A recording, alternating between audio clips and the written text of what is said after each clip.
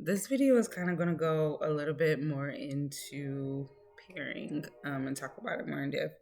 So, when you are pairing with your kiddo, you want to make sure that you are engaging with your client throughout.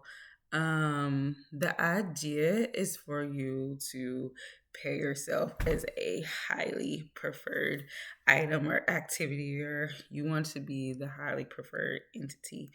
By doing this, you are making it to where your client will enjoy being with you and enjoy getting reinforcement with you and enjoy being with you um, every session. Um, you don't want them to like run the opposite way when they see you. Then your session is just going to be obsolete and there will be no purpose or point for you to be there because you will not get anything done. So you want to make sure that you are enjoyable, as enjoyable to be around as possible.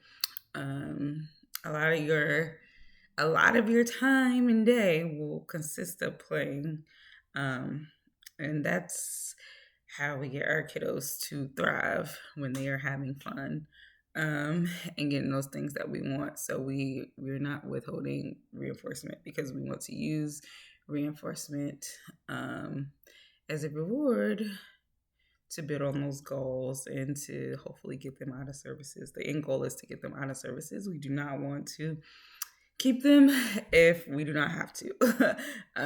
We want to get them graduated into their next peak, their highest point, as adapted to society as we can get them, and that is our goal. Um, and there, you want to be reminded that this is a therapeutic environment. It's based on the studies of behavior, um, and you will want to be able to replicate task analysis with them and with that you will need some kind of reinforcement just to make sure that motivation stays high. So it's very important that you know the interests of your client. And you can do this by performing regular preference assessments. One type of preference assessment is a free operant. Free operant preference assessment is when you follow the child around and basically you go wherever they want to go and you figure out what they would like and what they would gain access to. You will know that because they'll reach for it. They may use their words for it. They may point, they may gesture if they have no words. Um, and you can use that as reinforcement. You do not always have to give immediate access, or you can. It just depends on what the who your child is, how you guys are well paired, what your BCBA requires. But the goal is for you to withhold reinforcement and allow them to work for it during 2 or 3 task analysis, then to gain reinforcement. Um, and then once they gain that reinforcement, allowing them 2 to 5 minutes to engage with it, and then you want to have them rework for it again, and then that's how you kind of go throughout the session. Um, Another way to conduct a preference assessment is to contrive and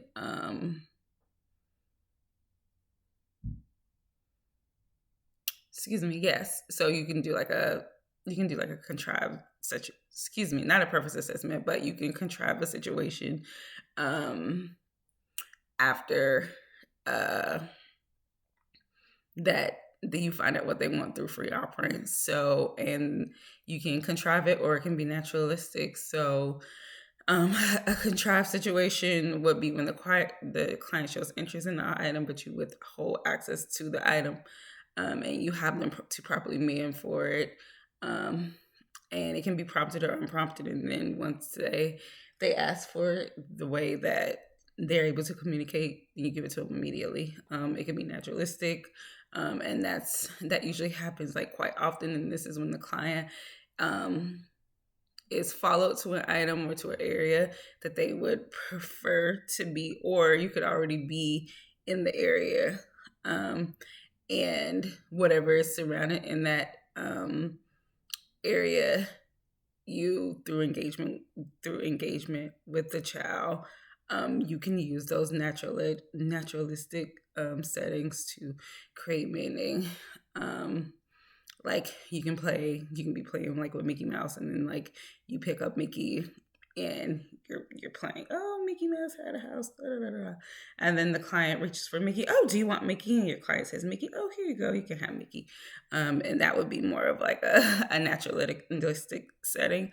Another way to um another way to do a preference assessment is through single stimulus and pair stimulus. So these are situations that will require the RBT to offer one item and give a choice of two items that the client would like to choose. Once the client chooses the item, they will work for access upon answering incorrectly or correctly or incorrectly. And if it's incorrect, then it'll be a prompt. And then that would depend on like the amount of access that they gain. For example, if they answer correctly with no prompt, then they can receive the max. If they answer incorrectly, but they are able to get the answer correct without a prompt, then they can give them a shorter access and have them try to answer again shortly after. So like maybe you can give them access for like 30 seconds and then try to reprompt them to answer again, because you want to keep that motivation for that activity high. And they'll say, okay, well, when I answer correctly, I'll get longer access, and then you will have you'll be able to get them to answer correctly more times in the future, because they'll get access to that highly preferred activity. Another way to do a preference assessment is through multiple stimulus and multiple stimulus with replacement. Multiple stimulus with replacement is when you place 5 items like in an array, and the client chooses the preferred item, and then that item is put back and the items are rearranged.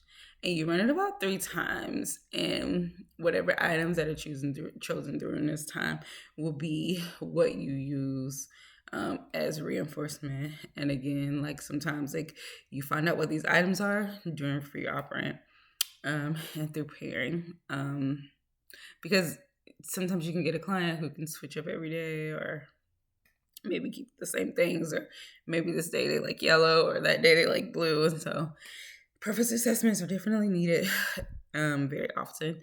Another preference assessment would be multiple stimulus without replacement, which is when you place 5 items in front of the client and you will remove the items that the client chooses.